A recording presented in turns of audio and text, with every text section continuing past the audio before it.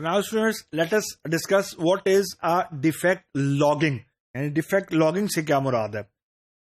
Now, while doing the QA, अगर जो QA department है वो टेस्ट केसेस को रन कर रहा है और if every test case is executed successfully, which is very rare actually, तो actually there will be no defect. लेकिन अगर कोई एक टेस्ट केस फेल हो रहा है तो that is effectively a defect. तो अगर वो एक डिफेक्ट डिस्कवर हो गया है तो जो सबसे पहला स्टेप है या जो सबसे पहला फॉर्मल स्टेप है डिफेक्ट को फिक्स करने के लिए वो है कि आप इसको किसी टूल में along with all the necessary details log करें. अब नेसेसरी डिटेल मैं किसको बोल रहा हूं, ये एक बड़ी क्रिटिकल चीज है. नेसेसरी डिटेल से मुराद कतन ये नहीं है कि आप सिर्फ टाइटल लिख दें log in is not working, या फॉर एग्जाम्पल आप ये लिख दें कि कमेंट इज नॉट वर्किंग, या आप ये लिख दें कि for example records are not being displayed properly. अब खाली ये काफी नहीं है. What actually I am trying to say कि आपने खाली डेवलपर को for the sake of defect report नहीं करना, यानी for the sake of logging the defect को लॉग नहीं करना. You have to provide the necessary details.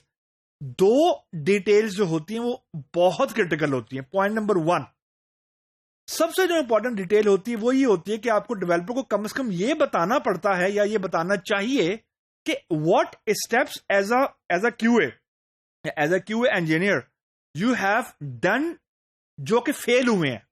यानी step number 1, step number 2, step number 3 होने चाहिए थे, लेकिन स्टेप नंबर 2 के बाद स्टेप नंबर 3 पे नहीं एग्जीक्यूशन हो रही. यानी आइडियली स्टेप नंबर 3 पे जाना चाहिए था, लेकिन स्टेप नंबर 2 के बाद कोई और स्टेप आ जाते, स्टेप नंबर 3 नहीं आता. इसको हम लोग बोलते हैं स्टेप्स टू रिप्रोड्यूस. ये बहुत हेल्प करते हैं टू द डेवलपर के डेवलपर को भी तो पता लगना चाहिए ना कि क्यूए इंजीनियर ने कौन से स्टेप किए हैं. ये नहीं होना चाहिए कि डेवलपर कोई और स्टेप परफॉर्म कर रहा है और जो क्यूए इंजीनियर है वो कोई और स्टेप परफॉर्म कर रहा है. तो ऑब्वियसली जो पर्सपेक्टिव है वो दोनों का डिफरेंट है. I mean they both are not on the same page. ये एक बड़ी सिंपल सी चीज है लेकिन बहुत हैंडी है. Point number 1. Point number 2, the visuals are always better than text. What does it mean? अगर कोई फॉर एग्जाम्पल डाटा सही तरीके से डिस्प्ले नहीं हो रहा, अगर आपने फॉर एग्जाम्पल एक डिफेक्ट को लॉग कर दिया है, data is not displayed properly.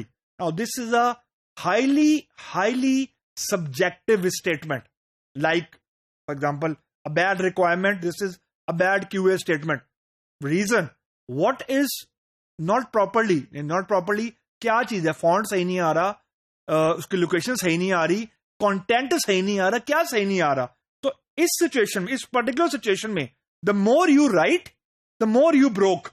Mean जितना ज्यादा आप टाइप करेंगे ना उतना ज्यादा चांस है कि आप एम्बिगुअस लिखेंगे. रीजन आपका टाइटल ही एम्बिगुअस है, यानी यू स्टार्ट विद एम्बिग्युइटी, तो it will lead to more ambiguity. तो इसका बड़ा आसान सा हल होता है कि जस्ट शेयर द स्क्रीनशॉट.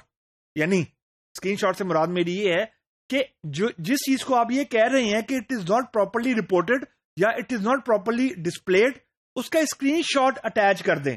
ये दो फील्ड जो होती हैं, यानी steps to reproduce and screenshot beside the title and description, ये दो बहुत हैंडी डिटेल्स हैं.